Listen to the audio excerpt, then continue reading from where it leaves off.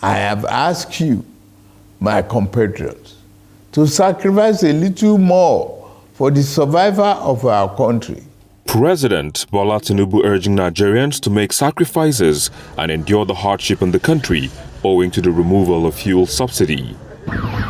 A video of what appears to be a public officer's convoy went viral on social media, stirring criticism across all spheres of the Nigerian society on the need to cut the cost of governance.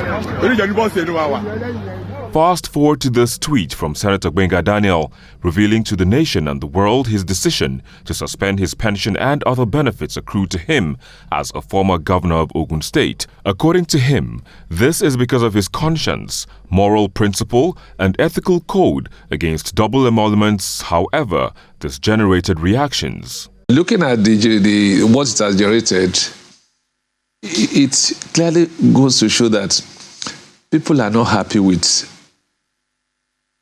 public, figures any longer. People are skeptical that they will not do the right thing. And I think it's time we start to lay good examples.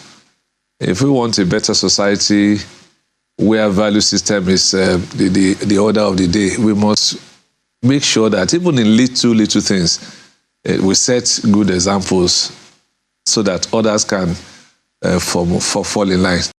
What he said by the letter he wrote to the Ogun State government was to suspend the payment, not to completely stop the payment. Even if he has done that, then there remains other governors and deputy governors who are still enjoying this benefit also, still amounts to millions of naira on the scarce resources of the state. So while his actions appears to be a right step in the right direction, the best thing, and what would really benefit the people of that state, is to stop the payment of pensions to him completely and to repeal those laws that is by the members of the House of Assembly of Ogun State.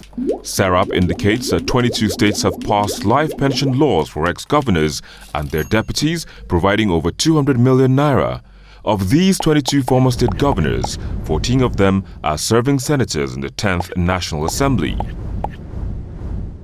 In 2019, a high court in Lagos ruled that the federal government should recover pensions collected by ex-governors serving as ministers and members of the National Assembly.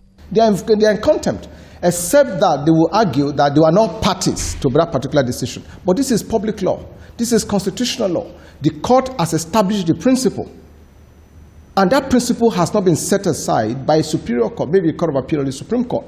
So that judgment is substantive, valid, and binding. So any governor who continues to act in contravention, any former governor, now a sitting senator or a member of the House of Representatives, who combines his remuneration as a senator with his remuneration as a former governor. I mean, they're in contravention of that judgment, they're in disobedience of that judgment of court. They are liable, to be cited for contempt of court. The issue of ex-Nigerian governors and deputy governors' pensions and their allowances has continued to raise concerns among citizens. According to the World Bank, 96.3% of the country's revenue was spent servicing debts in 2022, which indicates that the country's expenditure is higher than revenue. Thus, the need to cut the cost of governance and redirect resources towards meeting essential needs of the populace. Cost of governance for me should go beyond talking about how much you pay in salaries and wages for public officers.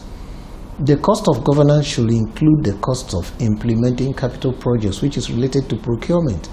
So we should begin to introduce more transparency and accountability in the public procurement process. In 2021, Lagos State amended its 2007 pension laws for former governors and other political office holders, reducing their benefits and emoluments by 50%. Some of these entitlements before the amendment include 6 new cars every 3 years, a house in Lagos and Abuja, free medical care for the ex-governor and family, 100% annual basic salaries of incumbent governor, 10% annual basic salary for domestic staff, amongst others. Well, President Bola Tinubu is a former governor of Lagos State. As Nigerians are called upon to make sacrifices, public officials are also urged to be seen making these sacrifices and leading from the front.